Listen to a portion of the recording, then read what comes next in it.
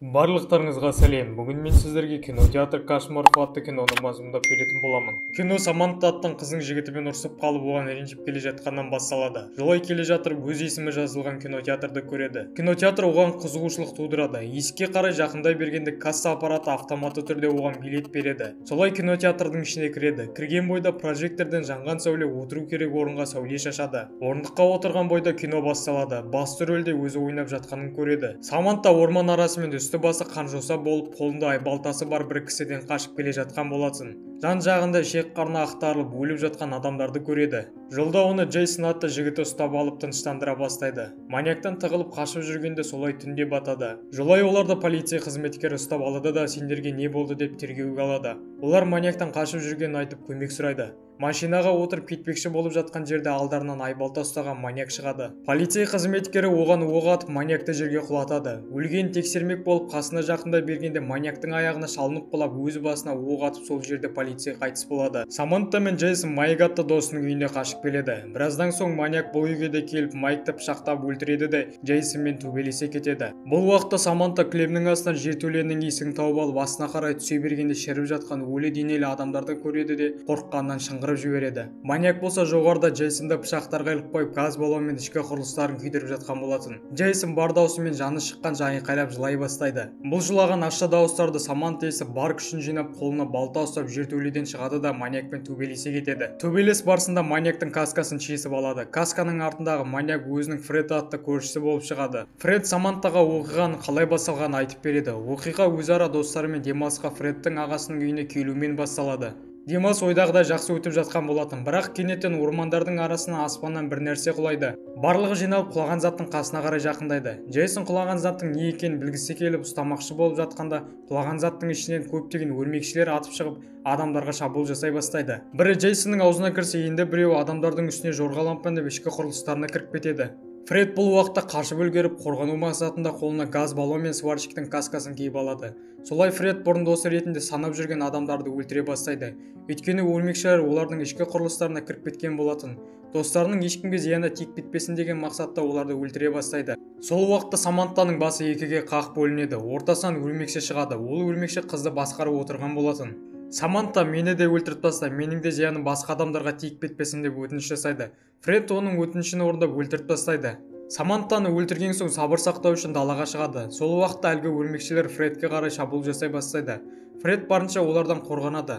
Таң ата Фред машинаға отырып ештеңе болмағандай қалаға жолға шығады. Осылайша осы кино осы жерден аяқталады. Бұл уақытта Дэвид пен оның қызы Анна әлгі қорқынышты кинотеатрға келіп, залда ешкім жоқтығын пайдаланып өзара істерін бітіріп алмақшы болады. Бірақ кино басталып кетіп, олардың назары киноға ауады.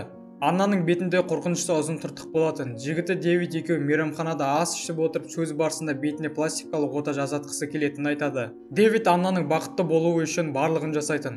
Солай екеуі пластикалық ота жасайтын клиникаға келеді. Дәрігер бетінің тыртығын 95%-ға күйдіруге болатынын айтады. Бұл тыртық 2 жасында аварияға ұшырағанның кесірінен қалып кеткен болатын. Операция аяқталған соң Анна палатада көзін ашады. Дәрігер оған операцияның жақсы өткенін айтады, бірақ операция барысында мұрнымен аздаған проблемалар болды. Оны артынан түзеуге болатынын айтады. Кешкісін медбике емделушілердің медкартасын қарап отырып шұғыл түрде шығып кеткен болатын. Бұл уақытта Анна пайдаланып өз медкартасындағы анализдерінің қорытындысын оқыған болатын. Ол жерде Аннаға процедураны әрі қарай жаймендеп жалғастыра беру керек деген қорытынды жазулы болатын. Қорытындыны оқып болып бөлмесіне бара жатқан жолда ыңырсыған дауыстарды естиді. Көп ұзамай сол бөлмеге кіреді.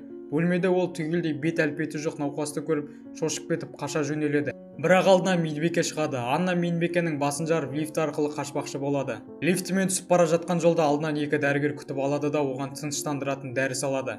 Қызды ота бөлмесіне әкеліп түр келбетіне тағы да өзгеріс жасайды. Анна палатада көзін ашқанда жігіті Дэвидті көреді. Дэвид анасының Аннамен танысу үшін ауруханаға келе жатқанын айтады. Анна болса түр келбетін көру үшін бетіндегі бинттерді шешіп тастайды. Дәрігерлер қыздың мұрнының ортасын кесіп тастап, ернін 2 есе үлкейткен болатын. Палатаға Дэвидтің анасы кіріп келеді. Анасының түрі де оңып тұрғаны шамалы еді. Дэвид қызының түрін өз анасына ұқсатқысы келді шамасы. Бұл кинода осылайша осы жерден аяқталады. Кино біткенде Анна кинотеатрда жалғыз өзі отырған болатын. Қасындағы жігіті Дэвидті іздеп басқа бөлмелерге де кіреді. Бөлмеге кірген уақытта бөтен бір кісіні кездестіреді. Ол кісі өзін кино механик ретінде таныстырады. Бірақ басты мақсаты адамдарды өлтіріп өлігін жинау болатын. Кезек Аннаға да келеді. Ендігі оқиға Бенедикттің әкесінің қорқынышты кинотеатрға кіруімен басталады. Бұл жолы шіркеуде білім алып жатқан Питер атты оқушы шіркеудің кришасына мініп секіріп өлмекші еді. Оған Питердің әпкесі көмектескісі келіп қасына жақындай бергенде әлі де бір тылсым күштер Питерді жерге итеріп жібереді. Баланың өлімін көріп оқушылар қатты қорқып қалған болатын. Кешкісін Сэнди атты мұғалімнің қызы баланың өлімінен қорқып қалған болатын. Анасы қызын тыныштандырып өз бөлмесіне барады. Бөлмеге кірген бойда жарданып тұрған крест белгісі жерге құлап кетіп Сэндиді шошытып жібереді. Дәлізге шығып ешкімнің жоқтығын тексермекші болады. Бұл уақытта Питердің әкесі мен апасы өз істерімен айналысып жатқан болатын. Кенеттен дүрсілдеген дауыстар шыға бастайды. Олар оны тексеруге шыққанда шіркеудегі мүсіндердің қан жоса болып жатқанын көреді. Екеуі дәліздермен жүріп келе жатып ұйылып қалып жерде ағып жатқан қандарды көреді. Таңертең мектеп оқушыларының бірі Сэндидің қызы Денниді итермекші болып жатқанда тоғы ұрып қызды ұшырып жібереді. Түнде Питердің апасы кітаптардың арасынан тылсым күштер туралы ақпарат іздей бастайды. Оның назары Машит дейтін шайтанның оқиғасына ауады. Машит бұл құмарлыққа беріліп кеткендерді жазалайтын тозақтан шыққан шайтан. Оның міндеті балаларды азаптап өз-өзіне қол жұмсауға мәжбүрлеу болатын. Питердің апасы бұл жайтты дін қызметкеріне айтып береді. Сол уақытта өлген Питердің кейпіндегі шайтан бөлмеге кіріп келеді де қорқыта бастайды. Дін қызметкері Питердің ішіндегі жынды қуып шығарады.